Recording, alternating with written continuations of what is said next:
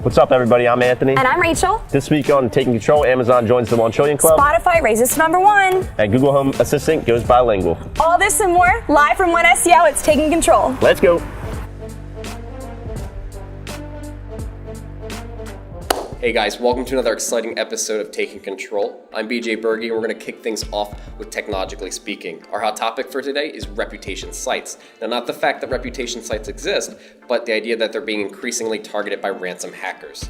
So we know reputation sites as places like Yelp, Google, Facebook, that you can leave a star rating or a written review of how you feel about a brand, how you feel about a business, or your experiences with them.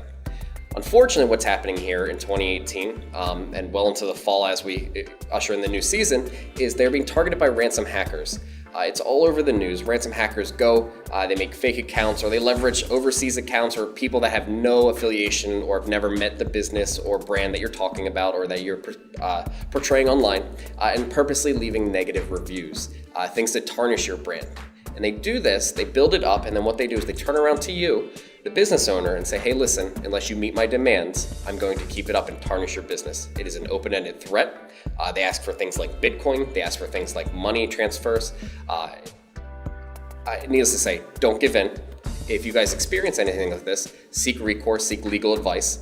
But what I can say to stay proactively protected, you should be claiming all of your social media online. You should be claiming all of your review sites online, your Yelp page, anywhere that could be listed and somebody can be, leaving a review, good or bad. But this way you're staying in the know. You're protecting your brand. It's brand management, it's brand reputation. The idea here is to be proactive. Set up Google Alerts for yourself. That's how, if anybody's talking negatively about you online, you get notified. If anybody's talking good about you online, you still get notified. You need to be out in the forefront of this. If it does happen, taking these proactive measures hopefully means that it doesn't hit hard. But if you leave it unaddressed, don't take any action on your brand whatsoever and just let it happen, the internet could be working against you and these guys could ultimately win. So again, I advise you to stay in the know.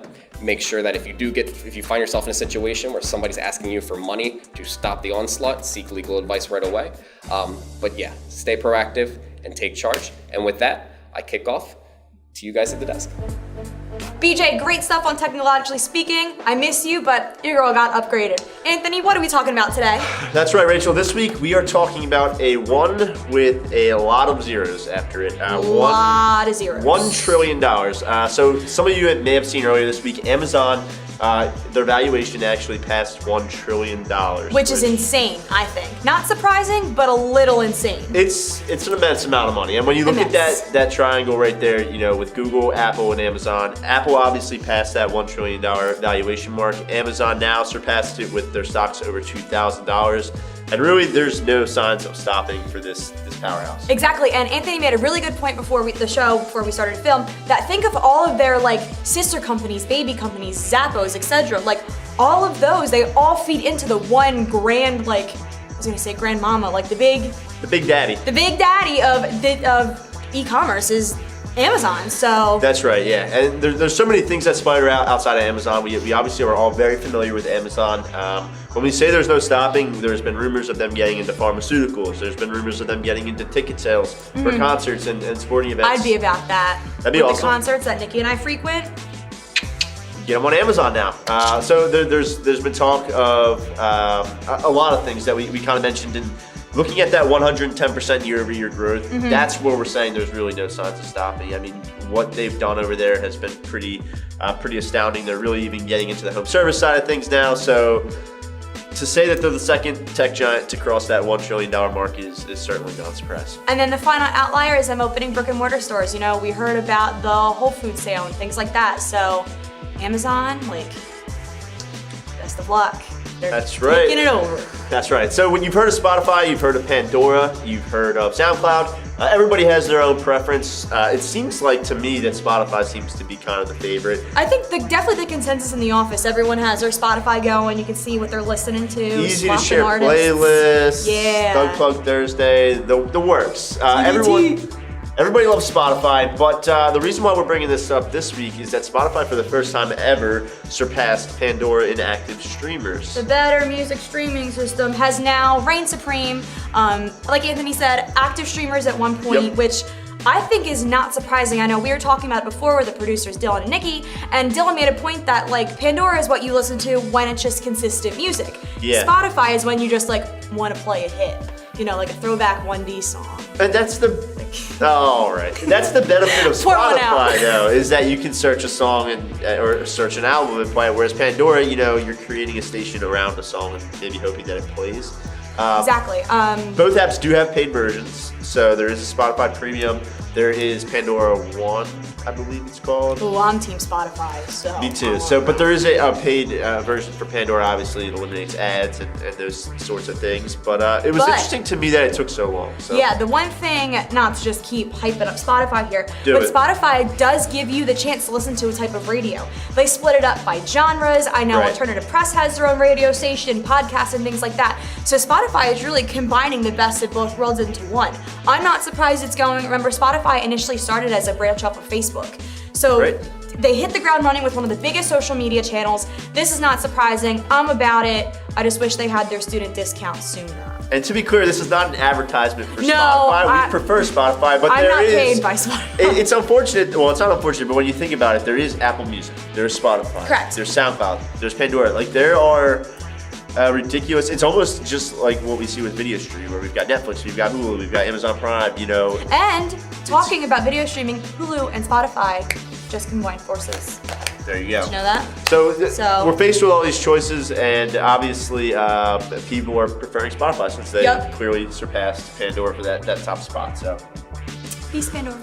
Yes, peace. So, speaking of other big things in the news, Google, the Google Assistant that many people have, obviously there's the counterpart to Amazon's Alexa and different things like that. We know Facebook's coming out with their own very shortly. Google is trying to make strides with how this is being used. So, essentially what it is it's now bilingual. So you can speak multiple different languages to it kind of at the same time, basically, which I think right off the bat is pretty remarkable. So, Not to then compare the Amazon versus Google Assistants, but the rebuttal of that is only last week, BJ and I talked about how, the Amazon Alexa is featuring Bose systems. So I think this is just Google's, again, top ahead to jump on top. But we were talking about this earlier. I think this goes great with the earbuds that can translate. Yeah, which Google, Anthony thinks is really, really, like, what'd you call it? Like, great technology. It's awesome. I mean, they're the Google Pixel Buds, and for those that don't know, Google is basically trying to create this technology, or they already have, where it's headphones that will translate in real time. So somebody could be speaking to you in another language, and you're hearing what they'd be saying in your native language, which is, I think, pretty insane. It puts translators out of a job, that's for sure. Nice. But yeah, no, it is very cool. So obviously English, we've got German, French, Spanish, Italian, and Japanese are the languages right now.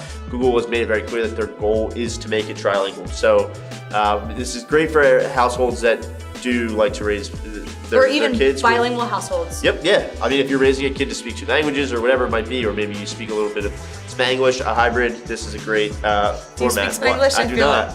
I speak a bit. little bit of French, actually. I took French in high school. Shout out to... I'm sure. No, okay. GMB has been in the news this week a lot lately as well. So everybody knows that there are various attributes that can be added to GMB. So you can obviously put your hours. You can put... And then you can change your hours on holidays. I know earlier this week for Labor Day, everybody's Labor Day hours were fixed. And then, with fun things like that. If you're handicap accessible, there's a ton of attributes that you can now list. And one of the ones that Google has decided to add is that if a business is veteran-led or veteran-owned, which I think, honestly, I think that's great. I think it's awesome. Yeah. It coexists with the female-owned business attribute. So it really is just Google, trying to make these companies, I don't want to say more personal, but like give you more knowledge. Obviously, the more transparent a company is, the more you're willing to trust them, etc. That's why we as One SEO are so transparent in every aspect, whether it's, coworker to coworker, to coworker to client, or even just One SEO to the audience as the public.